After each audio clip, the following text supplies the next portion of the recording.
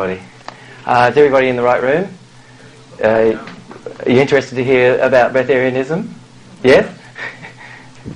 I think it's possible that I can talk to everybody perhaps without the microphone. Can everybody hear? It's better? It's better? Right, it's more natural. We might just turn that off.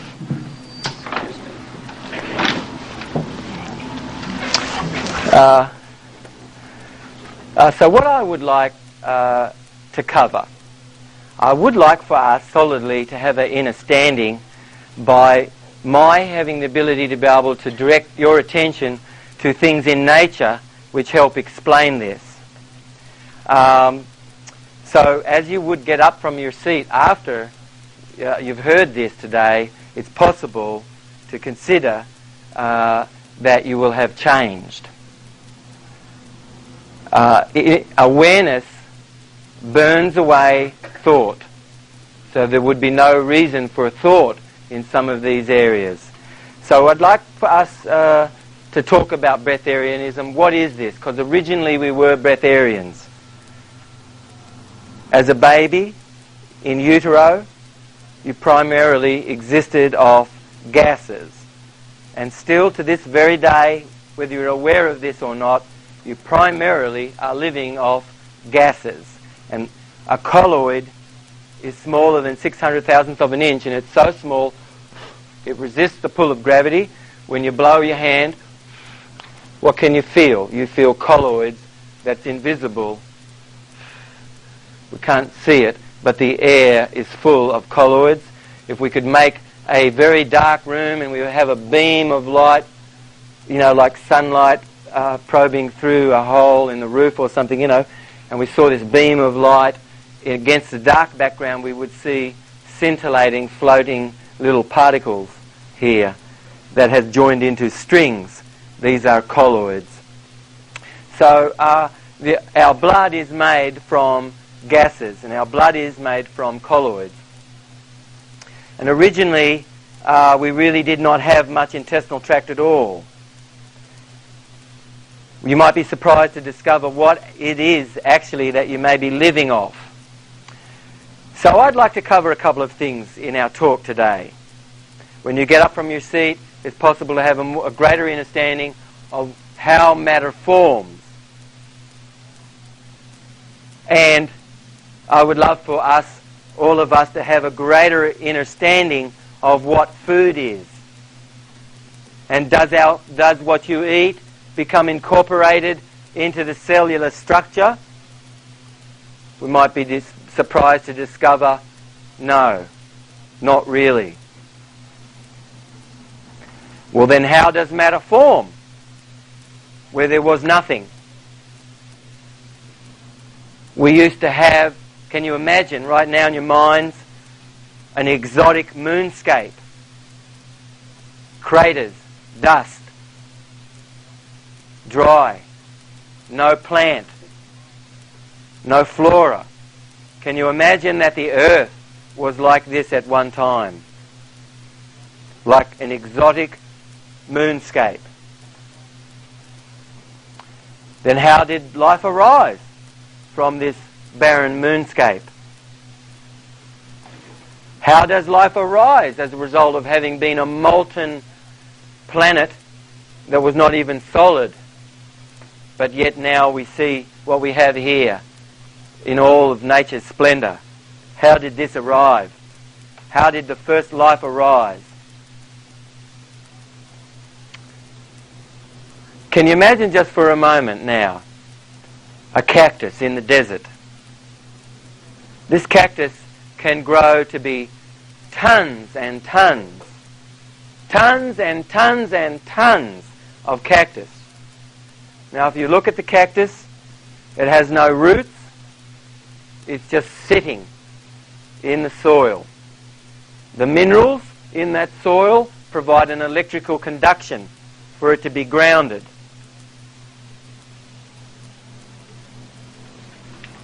That cactus took nothing from the soil, but actually created more soil. An experiment was done. This very bright person looked and saw that it seemed like a plant that he had grown so enormous. Over some 17 years, he watched this plant grow to an enormous size out of this little box. And thought, wow, it's obvious that the tree didn't get its nutrients from this box, because it's like tons and tons and tons. And so decided to do an experiment and took plants and trees and planted, measured the soil, the weight of the soil, measured everything in the soil so it would be scientific analysis. And lo and behold, some 3 years later, after the finishing of the experiment, it was discovered. Nothing was taken from the soil. But there were tons already of one plant had grown to be tons, and yet had not taken anything from the soil. Spanish moss grows just hanging on something. All it uses, what it hangs on, is simply to hang on to something. That's all. Experiments have been done to show that there's an enormous array of minerals in this Spanish moss, but yet nothing was taken from what it grew on. So, an egg. Imagine a fertilized egg that's 3 days old. And we measure the amount of minerals in this egg. Now, an egg can't take nutrition. It's already complete in and of itself. An unfertilized egg already has a heartbeat the same as a chicken and pulses at the same beat as the heart rate of a chicken, unfertilized. But let's take a fertilized egg. We measure the amount of minerals in this fertilized egg. This 3 days old egg. And actually what we can do is we can burn the minerals, we can burn the egg to an ash, and then we can discover what is in the egg as far as its minerals are concerned. So we can measure the amount of minerals after 3 days old, and then we can look at this egg after it's 12 days old and measure this. There can be 600% more minerals in the egg. How did those minerals get there? There was no true nutrition.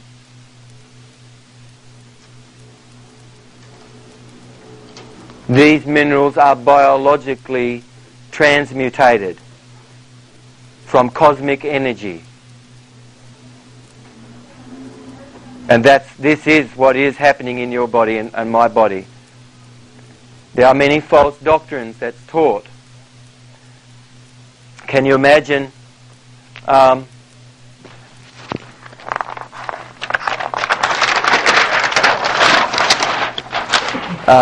can we imagine a windmill? Can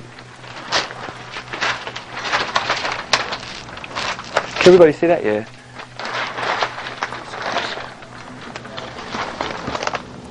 Okay. So now, food, there are two forces primarily. Can imagine this to be a cell. The structure of the body is made up out of colloids, and you could imagine this to be like the windmill. The wind comes, right, it does not change the windmill, but that wind comes and it moves the windmill. Food basically flows past our cells and causes our cells to be stimulated, but does not provide nutrition for the cell. The colloids of our body is primarily composed and made up out of blood, and that blood and the colloids from that blood cell incorporated itself into the eye or hair or the cells of our body. Cosmic energy is the most predominant form of energy here in this space. Sunlight is a small component of this. Most of this energy is astral energy that's here. It's the finest substance and energy of its kind here, present. All that we see around us is condensed degrees of cosmic energy. Condensed, graded degrees of cosmic energy. Cosmic energy being condensed, passing through the friction grid of the body, being condensed into tachyons, and tachyons being condensed through the friction grid of ourselves into electrons. So there's a biological transmutation of one element into another. So first, all of our minerals, all of the nutrients that make up our cells occur for you at night, primarily, where cosmic energy can have its greater effect. Ultraviolet light from the sun during the day diminishes some of the cosmic energy, but primarily cosmic energy is present at night, and this is the time that it's possible that you can grow. This is the time of your day that it's possible to rejuvenate. Only at rest, at night, does rejuvenation occur. If there is no rest, there is no rejuvenation.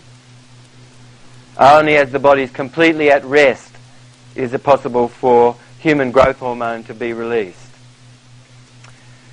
So cosmic energy is right throughout and pervasive, and that cosmic energy passes through friction grids and becomes condensed into tachyons, and tachyons become condensed into the colloidal material that the body is composed of.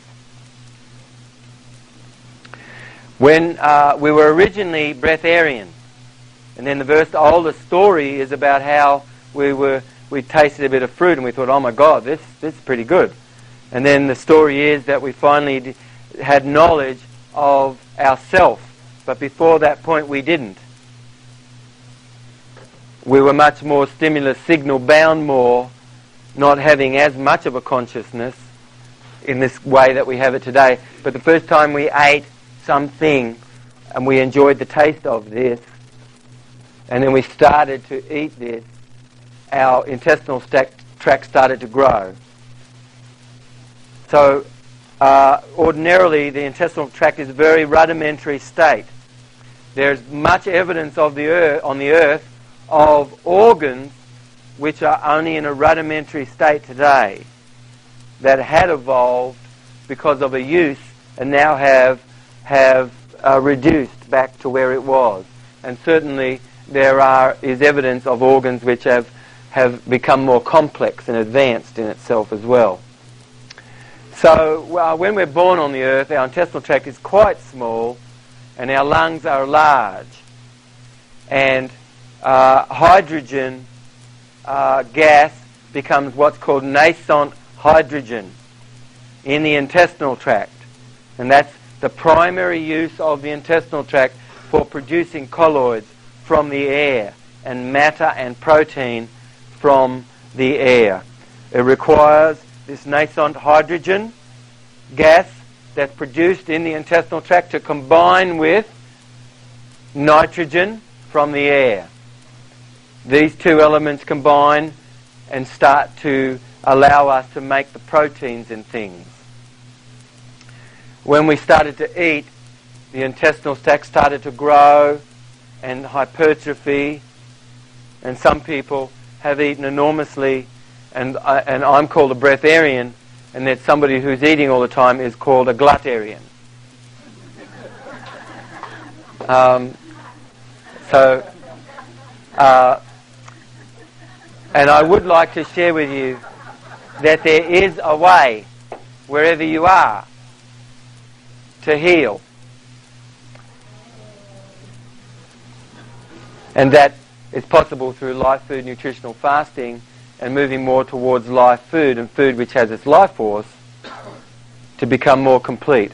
So imagine that it was chewing tobacco or Coca-Cola or a coffee or a bagel or an apple or heroin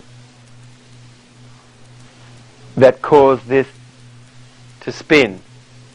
Now, if you withdraw that drug, you withdraw heroin, right? You withdraw what you did, what happens? Yes, stop spinning. Matter of fact, when you withdraw something that the body got used to, the body could have gone into a prophylactic shock. So things have to be done in a way that we actually re-educate and recondition our body, which happens by moving to life food, food which has its life force, which is vegetarian. And by the way, we have Ren Berry sitting up the front here, quite a most amazing author, and author of Famous Vegetarians. And what's the name of the book? Is Food for the Gods. Food for the Gods is great, a dialogue between some very amazing people, all about vegetarianism. We are originally frugivores, not herbivores, although green makes clean, and green can be very helpful because of its antimicrobial properties.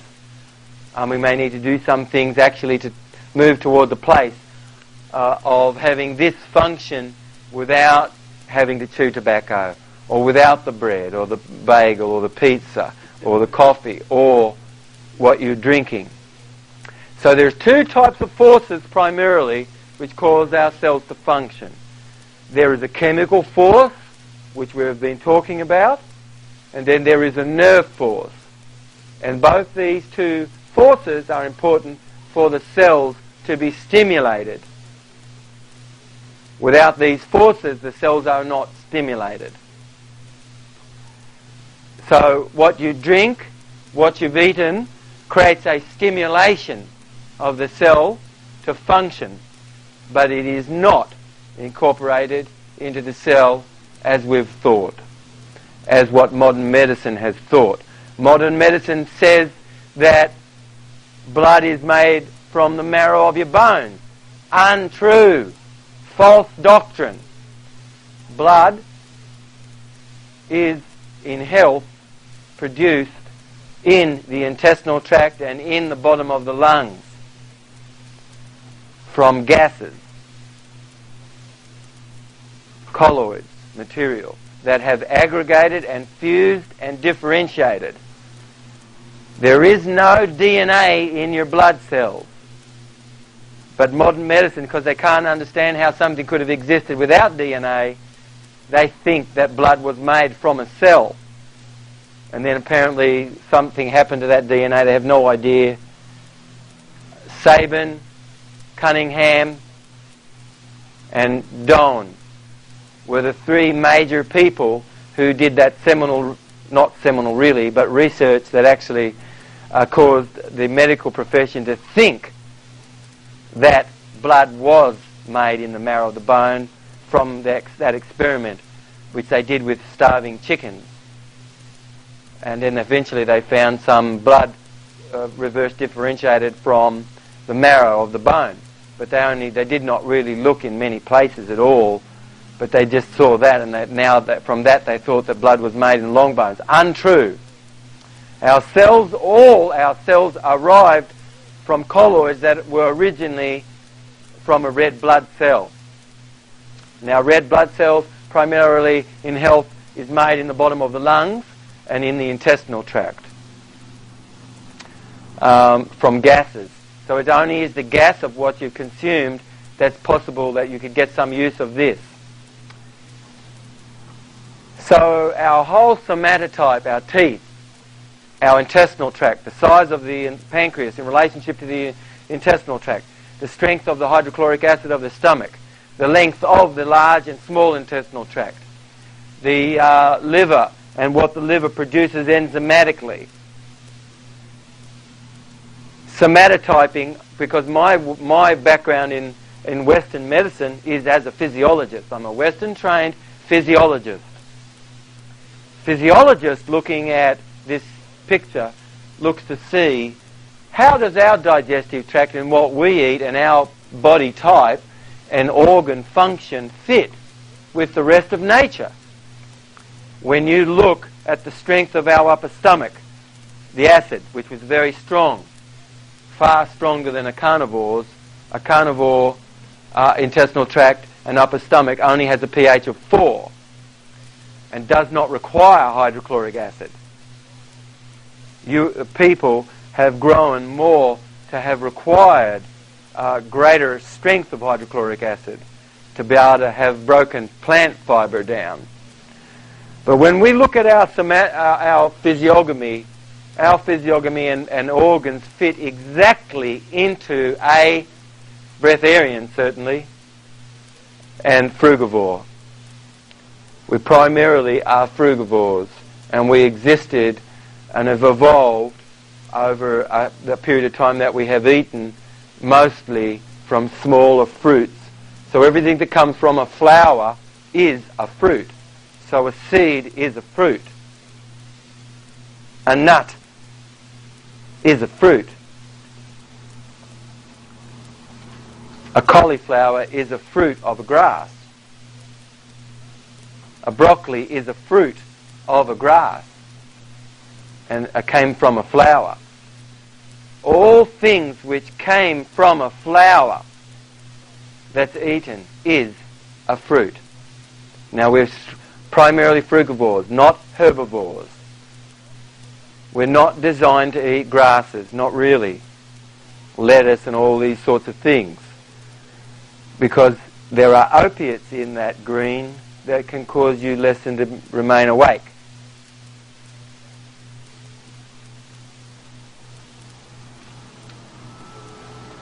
Although we might need to do green to get clean, because green makes clean. So far, what have we discovered? What we've talked about. That there's lots of evidence in nature of a biological transmutation of things not taking nutrition yet surviving perfectly. There's lots of life forms that only survive because of the bacteria they're made of. You and I, we're all made out of mitochondria, which exists in nature and have come from a purple acid-fast type of bacteria that existed a long time ago on the earth that has incorporated itself into our cells. And there are several ways these colloids of life, these little organelles, tap into free energy. So you are primarily running off free energy, whether you knew it or not. Most people have thought that what they consume has caused them to actually have energy. But can you imagine now that when somebody does the heroin, they have energy. But when they don't do it, they have no energy. Is it because they are not having the heroin that they do not have energy? What's the reason? Huh? The body got used to heroin and now yes. it's missing it. Okay. Yes. And so now, what's happening when you stop bringing bread in? What happens? Yes. And what other kinds of things can have happened when somebody stops doing rice and bread and potatoes and cooked foods, for instance, and flesh and things? When you stop doing those things, cleansing, detox. That's right. When you stop doing something that was a toxin, your body will go, whoa, wait a minute, we've got the opportunity possibly to clear this out now. And then toxins start to come out of the cells. And when you stop eating, it can cause the body to feel, oh, gee, you know. And then when you're bending down for a long period of time, you go to stand up, it's like, oh, God, you know. And all of this sort of a thing, which is happening to lots of us here. Bend over, be crumped up for a short while, and then go to stand up. How easy it is for you to spring up like a spring chicken. or debris. It's debris primarily in the body, which is the primary cause, and only one disease on the earth, and that is toxicity and lack of nerve force. And you could say that we start out as breatharians and we've slowly become gluttarians. What I recommend is move more toward live food and do some live food nutritional fasting. This is a videotape which helps explain how to prepare some foods and things on the nutritional fast. This colloidal biology book, which is possible to order because I'm out of copies of this at the moment, but I do have the live food recipe book. This colloidal biology book explains how matter is formed. And then the new work that we've been working on the last nearly 2.5 years is going to be coming out shortly. That's called Jubb cell rejuvenation, and that explains a lot of things which actually some of this you're hearing tonight. This picture, for the people who are listening to this tape today, I'm holding up a picture of the Life Food Recipe book. On the front it has a picture of a star fruit, and it's the electromagnetic corona that's coming off a star fruit. You can see like an electrical lightning storm surrounding an orange, surrounding you and I. We have an electrical lightning storm around us. Whilst you have life, you have this electrical lightning storm. But once we're just a carcass, like flesh, there is no electricity like this. But in a piece of broccoli, it remains. In a prune, it remains. In a piece of celery, this remains. But in flesh, no. Once that flesh has no longer got the electricity to animate itself, there is none of this. Life begets life, and dead begets dead. When you have like organic foods, does it show more of the life? Yes, it does. Have a look. On the back of the book, there you have something which has, it's organic, has its life force. These were chosen for observing and seeing that they were close together, similar. But now we take a picture of what looks similar to find out there's a big difference. That has an enormous amount of electricity, and that has hardly any at all. Okay, so what we recommend that you may be interested to consider, first, that you can more go without than you have. We have a greater sustainable future on the earth the more we can move more toward food, which in a semblance of that food can be found growing wild. Corn? No. Banana? No. Potato? No. Rice? No. Wheat? No. Beets? No. Lots of foods people are eating. Dates? No. Yes, extremely. Not just a little bit. It's so hybridized, it is nothing like the original date. You have a carrot and you sow your field with carrots, and then you come back the next year and you notice that a lot of it went to seed, and it's sort of like, it's very shoddy. You come back the next season, you find just a tiny few there. Come back the season after that, nada. It's gone. Nothing. What happened? Why couldn't this survive? Why can't a carrot survive? Why can't wheat survive? Because it is only one step away from mold and fungus and yeast.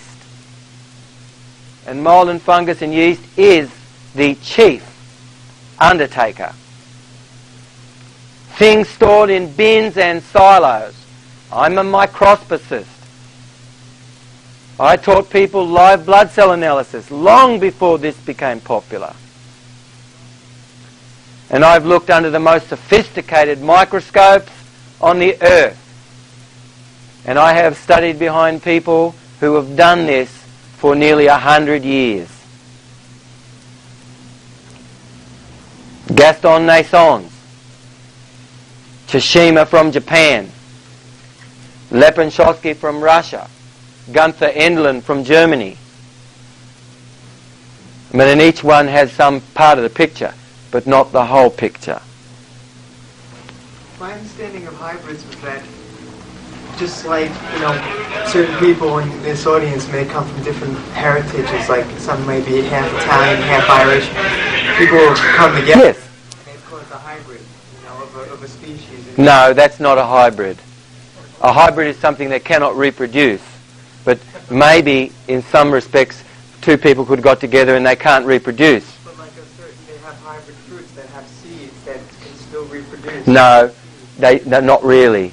Eventually, like a carrot has seeds, of course, right? But Queen Anne's lace, kiwi actually is close to a real original sort of a thing, but that also won't survive in nature. No, only in a farmer's field. Pineapple, no, only in a farmer's field. But the original pineapple is real small, and there's lots of things in that same family that's similar to this that is in nature. But the pineapple that we're eating, no, that cannot be found growing wild in nature. This is a question I always meant to ask you. When you read about things like carrots have beta-carotenes and others have potassium and all that. There's no beta-carotene in carrot. Let me just correct that right now. There is no beta-carotene in carrot. You can find how much beta-carotene in a carrot. You'd have to have a wheelbarrow load to equal the amount of beta-carotene in one of those bottles of frozen E3.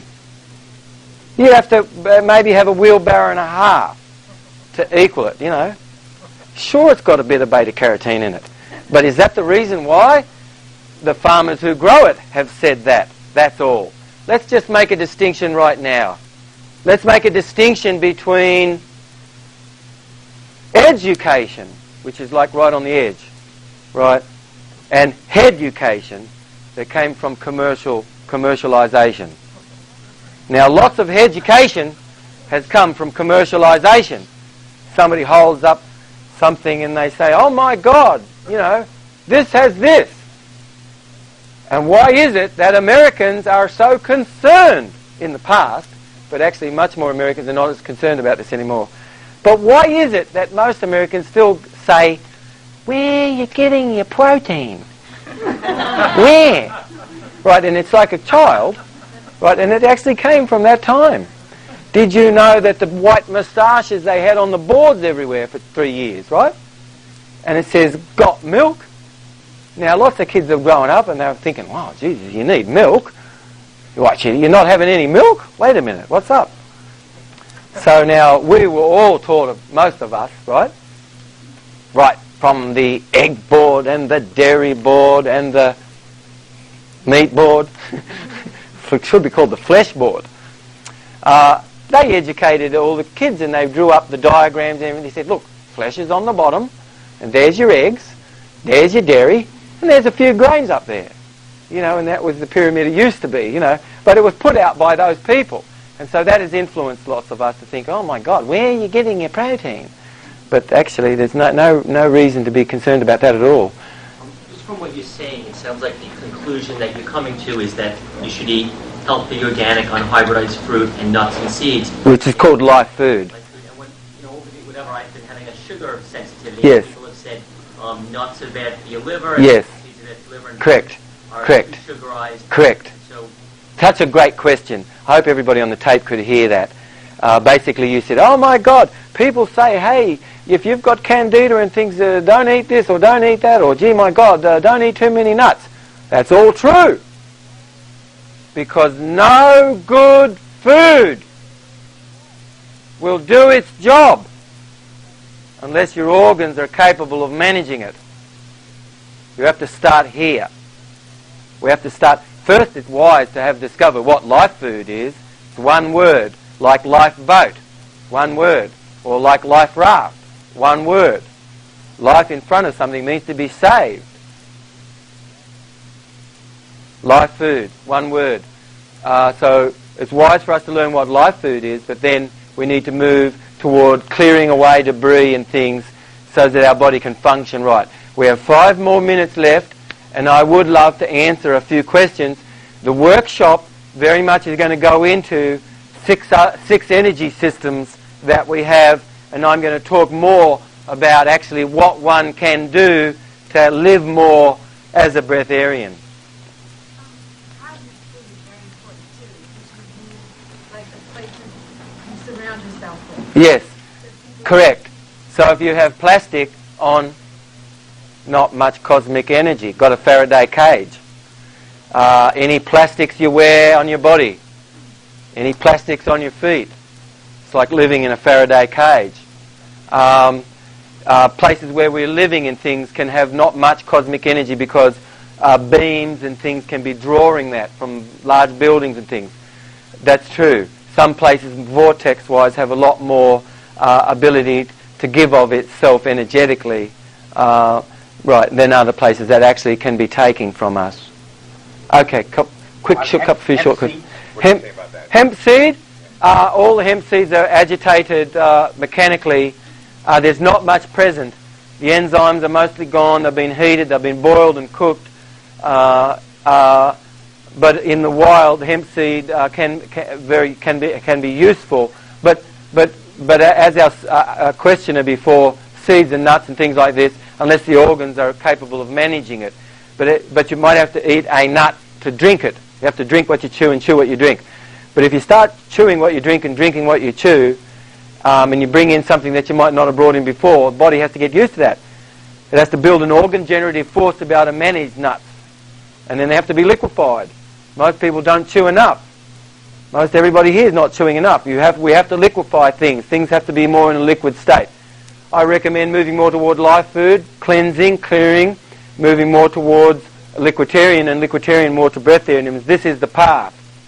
Now I've been doing this for about 30 years, moving more toward this. I stopped eating in 1995. And I really did not know that it would be possible just to stop eating. But I discovered this because I needed to stop eating. If I did not stop eating, I would not be here. But then how do you survive? If I had eaten, I would be dead, probably. How do you survive? Am I surviving? I'll just share with you what I do. But you might consider, wow, he could not be living off that. I have mate tea. I have a mate tea. What is that? Mate is a herbal tea that often is had in South America. Mate. So I have M-A-T-E or A-E. No, that would be confusing. I'm just sharing with you what I bring in. That's all, right? But to say that's what I'm living on, no. That would be begging and the question of actually what we talked about before. What else do I do? I have a little honey in my tea.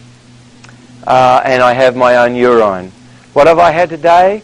A good glass of my own urine this morning. That's what I have in the morning. Urine. Pee. I want you to know that all the very best beverages that you love and you look forward to is filthy, and is no nutritional value whatsoever. Which one? In comparison to urine. What has come from inside your body is superior to apple juice. What has come from inside your body is so clean, it's superior to grapefruit juice. Far superior. What percentage of the urine do you drink? I drink all that I produce. Everybody can't do that right away, though, right? Yes, you can. Okay. You can flush, and then what I do is I can flush my intestinal tract out, which I might do once a week, where I'll drink more fluid for a short while before bed, and that will cause me to pee, and then I will drink all of that as I can, and then I can flush my bowel. But otherwise there's no excretion. You drink your urine. Excretion ceases. The morning's urine is the very best urine of the day because it's full of hormones and minerals and cell salts and trace elements and vitamins, enzymes, pigments, antitoxins, antibodies, essential fatty acids, everything. Okay, look, who's got a very good question? Come on, shake your hand. You really got a good question. All right. yes foods for the average person. Okay. Okay. Everything else.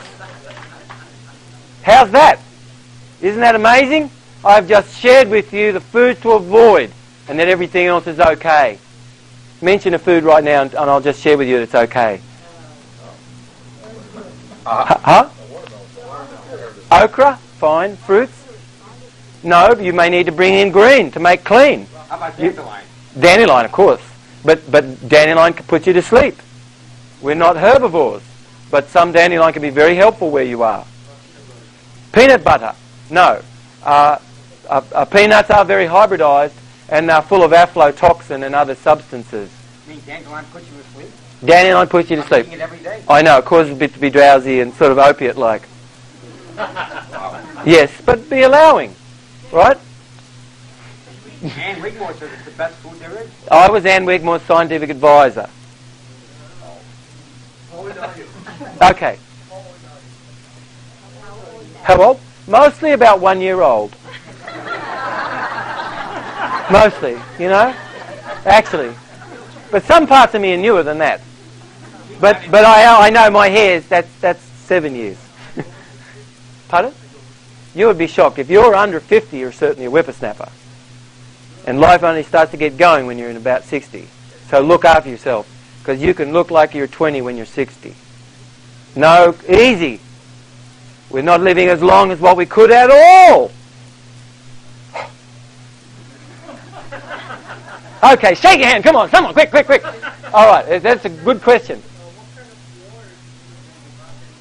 Okay, I only use an ultra pure water, which is the best water in New York City. It's called ultra pure water. We have a system that we sell to help people with the water in their homes. It's the purest water that you can get, not in a bottle.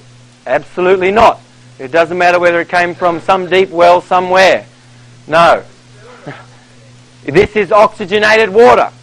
This water system I recommend because it's got many spare electrons in the water. Many. It has a negative redox. It's going to give electrons more than an orange juice will. And you can have it in your home. Okay, we've got the big sign that says to stop. One more question here.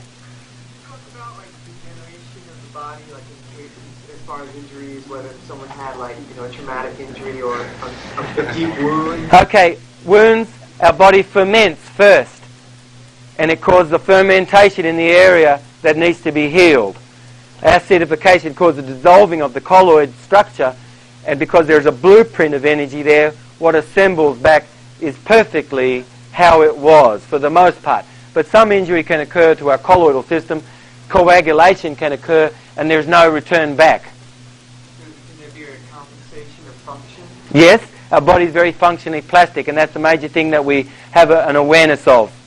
That our body is very functionally plastic, just like we used to have legs. You know, if you no longer walked, something else would start to occur. If you were in the sea, you'd start to have, fins and things. The way to hasten that would be to use like the body part or whatever to continue to go through it. Yes, that will cause that body part to hypertrophy somewhat. But all body parts need to be rested. All body parts need to be rested. We need to absolutely have a rest. There should be a rest between defecation and when next you might have eaten. The longer the space, the better. How many hours sleep do you need? How many sleep? Not much. Not as much as what most people may be having, but you need sleep where you are. If you don't require it, it means that you're waking up when the sun is just about, starting to peak. You wake up and you're very bright and shiny. You go, right, I'm ready to go. Woo! And you wake up this way, and it's easy to go to sleep. We have to have cleared the room. Okay, another lecture coming in. Okay, so I have a workshop that's coming up, and is that in the Chelsea room? We're just round here. If you're a breatharian, why do you drink water? I don't drink water. I have a tea. But that's water. Yes, that's it. Like, I'm reasonably consistent in what I do. I have a tea. How many calories intake a day? How many? In 2 tablespoons of bee pollen, there's under 100 calories. But there's more nutrients in that than what most people have eaten for 2 weeks. Most people are counting empty, dead, skeletonized calories. air quality of New York?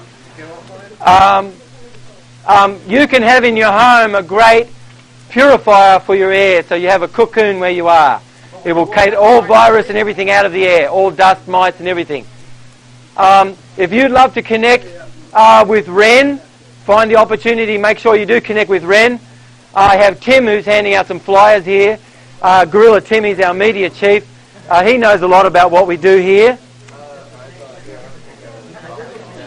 We have Richard also that's sitting over here, has a badge on. We have Audrey also up the front here if you'd love to connect to learn a bit more about what we do.